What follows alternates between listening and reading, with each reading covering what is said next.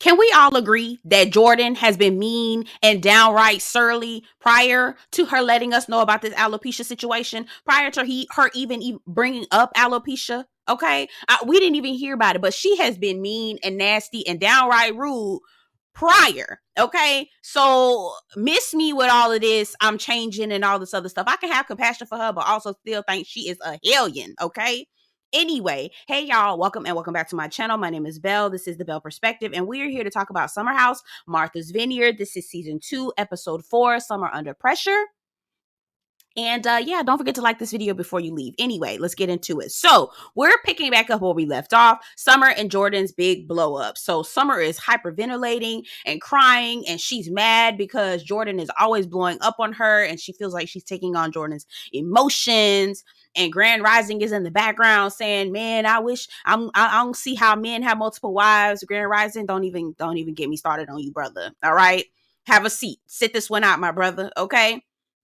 Shanice and Nick had me hollering, child. They was just in there dipping their food and playing around and wasn't even paying attention while all this drama was going on. Okay, so Summer is asking Jasmine if she can, spend the night in her room. And it was something that Summer said. She was like, Jordan was really just making me mad and she disrespected me again. And so I was angry. I don't know how she said it. She said it something to that effect. I was like, this girl is so unserious to me. I don't know why I laughed. That's probably wrong. But anyway, so all the troops are rallying to try to support Summer as Summer is hyperventilating and crying about how Jordan basically is disrespecting her. Now, my thing with Summer's problem is like, Summer, your argument is Jordan gets to disrespect everybody, but when I want to disrespect someone, y'all won't let me. Girl, is that your argument, girl? Because if it is, girl, let that die on a hill. Okay, please let that go. Okay, you'd be better off with an argument of Jordan disrespect people and point blank. That's it. I don't know if you can go in with she can disrespect people, but I can't. Huh? No, mama, that's not the right argument. Anyway, so Amir comes in, he wants to talk to her. Jasmine is trying to console her. Nick and Shanice come from their chip break and come in and try to console her. There was a moment where Shanice had farted in a damn room. I said, girl, Shanice done got so comfortable with these people. I would be so thoroughly embarrassed if I pass gas, okay, on TV. Girl, I would die. Girl, wrap me up. Send me home to glory in a body bag. I don't even want to be, don't even come over here. I'm dead. But bye, okay? So they talk Summer off the ledge. Now, as Summer is being talked off the ledge, Jordan comes into the house, okay? And Jordan is with Preston, and who is she with? Jordan was with Preston and Nick.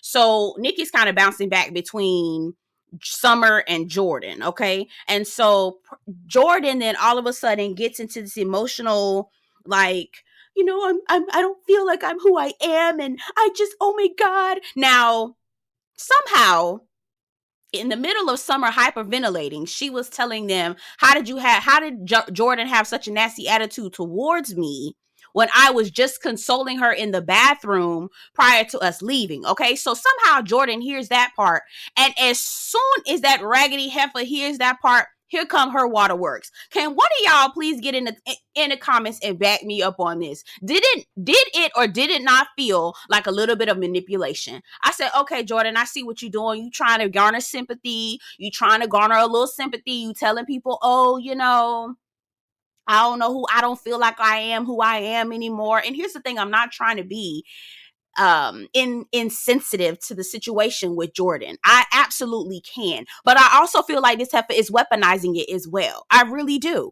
Okay? Because she wasn't crying. She wasn't feeling emotional. She wasn't feeling any kind of way. She actually was just looking like, oh God, are they about to find out that I'm a raggedy bitch? Like, that's what it seemed like when she was walking in. So as soon as she heard Summer say something about her comforting her, she automatically was like, oh no, I can't believe that heifer. I feel exposed. She's telling people about my situation. So what it really means is I let Summer too close to me and she could be a potential threat. So the next time I want to try to be a bitch to somebody or act like I'm, XYZ to somebody, I need to keep people at a distance. Does that make sense? So they can't use it against me in the future. It wasn't no, I feel like you violated me. I mean, it may partially be that, right? Yes, very much so. But also it feels almost like I want to make sure that that I can't give anybody who I don't fool with a one up on me, if that makes any sense. And she's looking at everybody like they're pretty much public enemy, if that makes any sense. Get down in the comments and tell me if you understand what I'm saying. I don't feel like it was coming directly from a place of, I feel like Summer is violating my privacy. I feel like it was a stunt in a show, y'all. I really do. Anyway, so after she says, oh, I feel like it's real weird for Summer to be telling people how she was comforting me and how she was there for me, telling my business. Mind you, Summer never even said why Jordan was crying. She was just using that as a reason to feel even more hurt. Now, again, I don't necessarily know if Summer should have even said that. Personally, if I'm a friend, I'm not gonna say that. I'm not even gonna. Here's how if you're a good friend. If you have someone and you fell out with them. I know somebody who I've known for several years, and I know their deepest, darkest secrets. Do I like that bitch? Hell nah. Did we fall out? Absolutely. If I saw her in the street, I'd walk across and I would act like I wouldn't know a thing. Keke Palmer, that bitch. Sorry to that man, okay? But you will never hear her secrets. You will never hear me slander her name. Matter of fact, you will never hear me speak her name. I'm gonna just say that heifer over there. That's what I'm gonna say, okay? And if somebody talking about her, baby, I'm gonna act like I don't know her. Again, Keke Palmer, that girl. That's really what it is. So for Summer to use that, I was just kind of like, Summer, I don't know about that. But I also feel like Jordan was already looking for a reason with Summer anyway. Okay, y'all y'all know I get on my soapbox, child. Okay, we moving on, child. We moving on. So we patch things up with the crew, and I think the next day Preston is having a conversation with Summer, and he's basically saying that there is some work to be done, communication that needs to be had between the two of you and between the two of you, Summer and Jordan. Mind you, also I forgot to tell y'all, Noelle was upstairs as this whole debacle was going on. Noelle upstairs crying because Grand Rising told her they could just be friends. Now I said, here's the thing, sister Noelle, because I see myself in Noelle, I really do. Sister Noelle, sister, little sis, daughter, niece, come sit down, girl, come sit down. Let me talk to you. Them tears ain't got nothing, and we later on find out them tears ain't got nothing to do with Grand Rising. Those tears have everything to do with how your father abandoned you and how you are looking for validation through some boy, okay? Because of how you feel invalidated by your father. I said, girl, them tears ain't got nothing to do with Grand Rising, girl. Noelle, mama, love you, girl. Love you down, mama. Love you down. I think you funny. I think you fun. But mama, it's time to go on and get into that therapy. That's what I'm gonna recommend for you, niece. That's what I'm gonna recommend for your little sis, baby sis. That's what I'm gonna recommend. It's time to go on over there, going on down there and get you some therapy. Cause I'm telling you, as soon as she started crying, I said, I know them tears ain't got nothing to do with Alex. They ain't got nothing to do with him. It's how she feels about herself. And if he rejected her, then that means something must be wrong with her. And so it was an internal struggle. I said, oh, no, girl, I seen that. I know what that is. I know what that is, niece. I know what it is, mama. It's time for you to go into therapy if you're not already in there, because you need to explore that.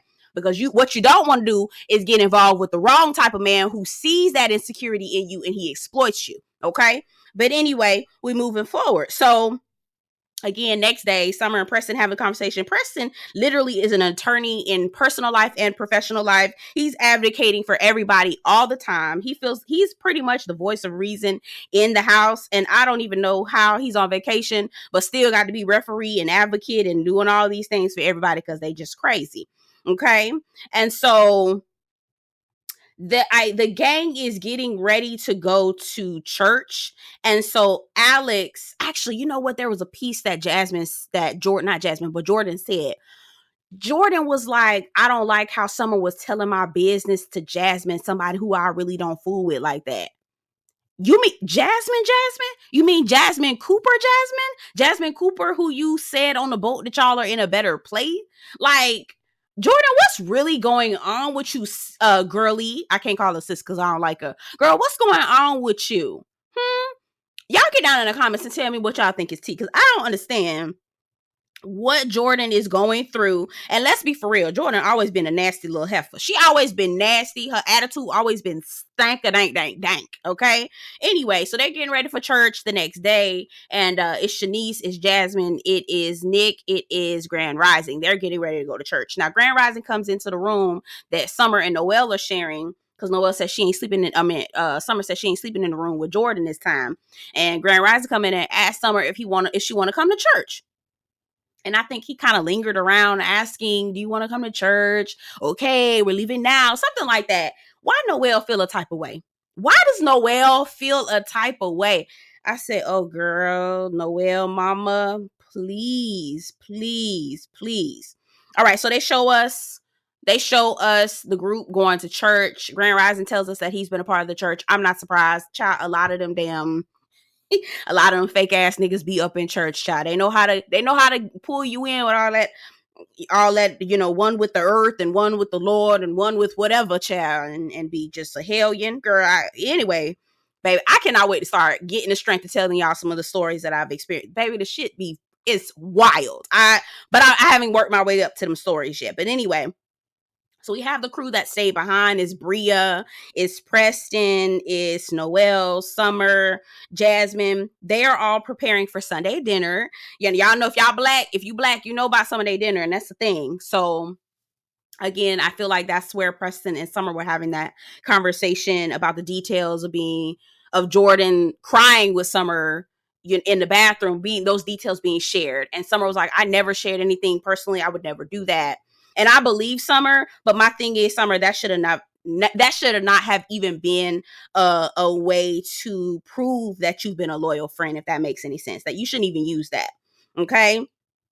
So everybody gets back into the house, and Noelle is at the pool. Where is she at? In the hot tub. And she over there crying on Summer's shoulders. And that's when we find out about her being basically rejected by her father. And this was another iteration of her being rejected by her father, with Grand Rising. Let me tell you something. I said somebody was disagreeing with me in the comments, and that's completely fine. You can. I don't care. I'm not the type of YouTuber who wants people to only agree with me.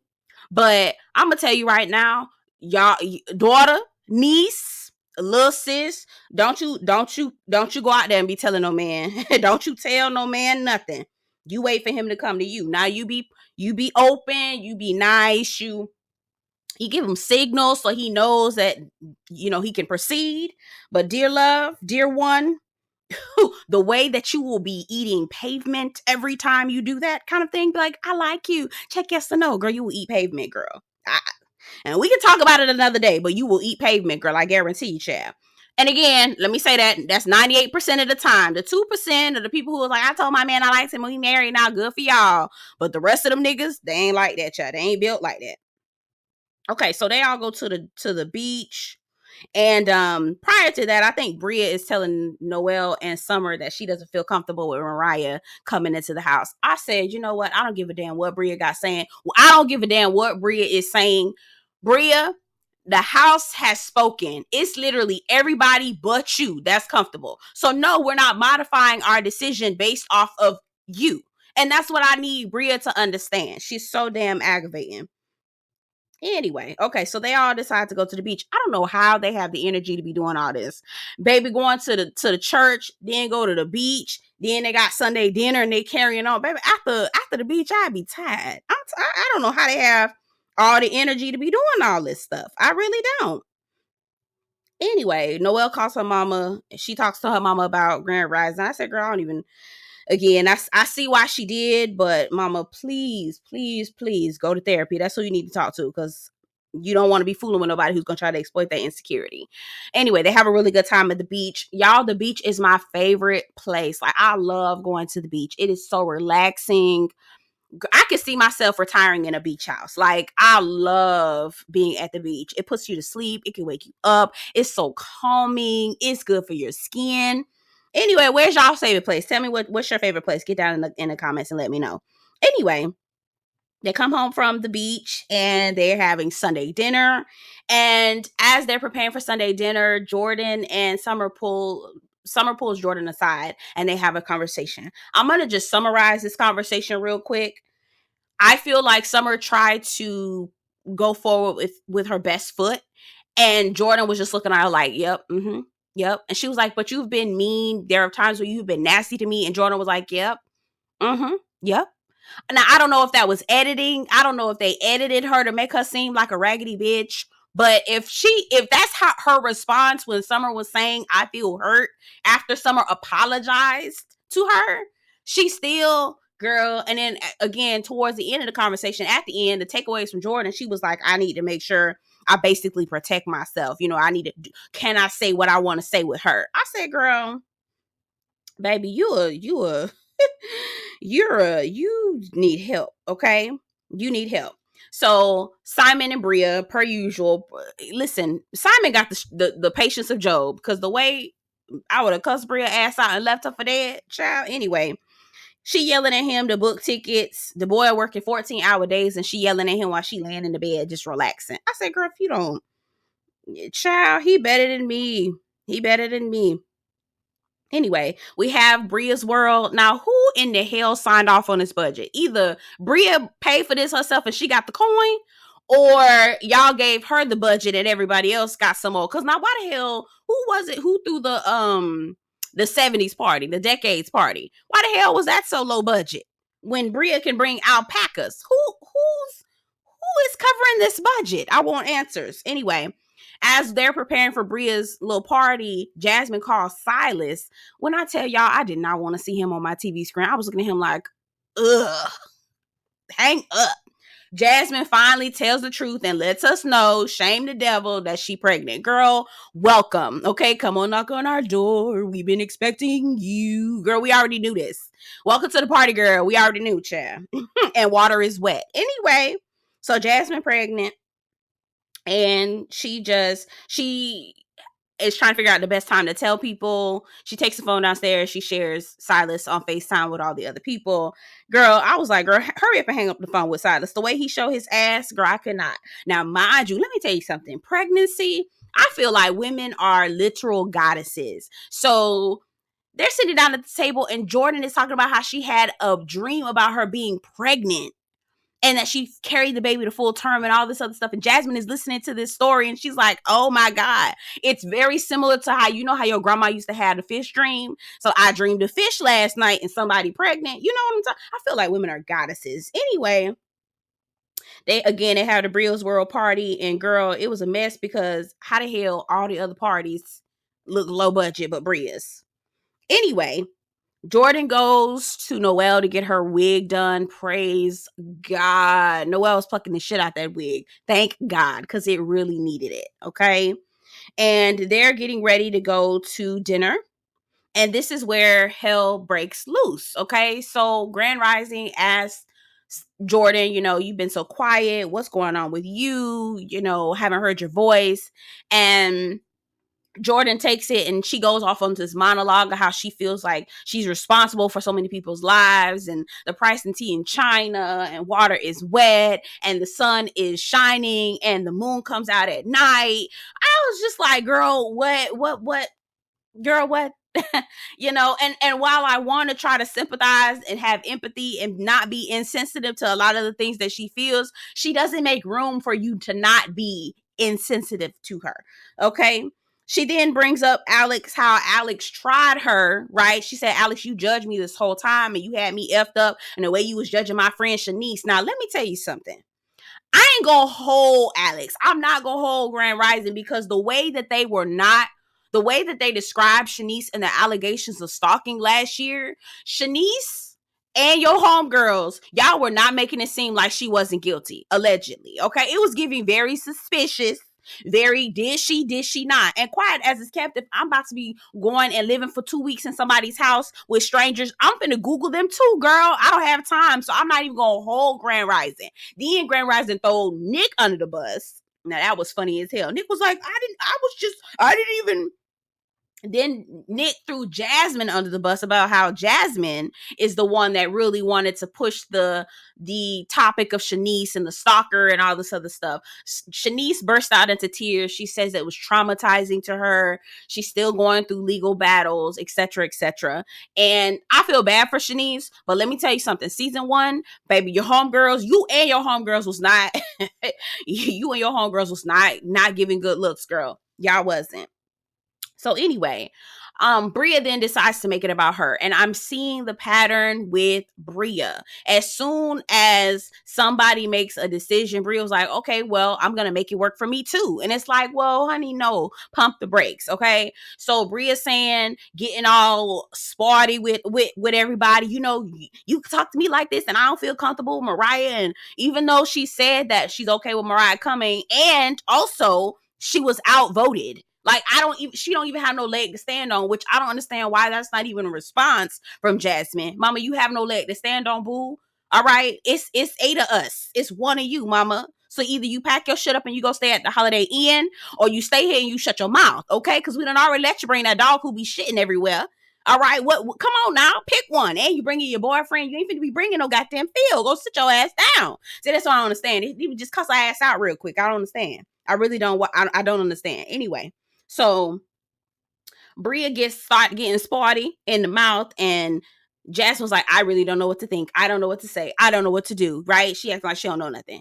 In the confessional, she says, I took a lot of things off the chin, but my mother is a resilient and brilliant 2-time convicted felon. Don't play with me. I said, oh, girl. Girl, what? I don't know why I thought she was gonna say something totally different. Girl, your mama a convicted felon, which that makes sense why she was living in that car, child. That makes sense why she was living in that car with Mariah, child. Which makes it even more special for her to come share this moment with Jasmine, because Jasmine is probably gonna share with her friends that she's pregnant. I said, Jasmine, if you don't get Bria together real quick, I don't understand. I don't understand why she just didn't get Jasmine together real quick. Anyway. Y'all get down in the comments. The way that Jordan was talking to Alex was like, you know what, I was ready to kick your ass. I was like, girl, what you gonna do, girl? You have such an inflated sense of self. You really need to come back to reality. I feel like she's been a pretty girl who's been able to like push the limits and try people and say whatever she wants to say and do whatever she wants to do, and nobody has really checked her ass. And I don't like that shit. And I don't understand why ain't nobody. Because, baby, when I tell you, the way, if I was over there, no, ma'am, I don't know who you talking to. I don't know who you think you talking to. But, baby, it ain't me. It ain't me. Okay? And that's it. That's all. Anyway, y'all get down in the comments. Tell me what you think about the episode. Don't forget to like this video before you leave. And I'll see you guys in the next one. Take care.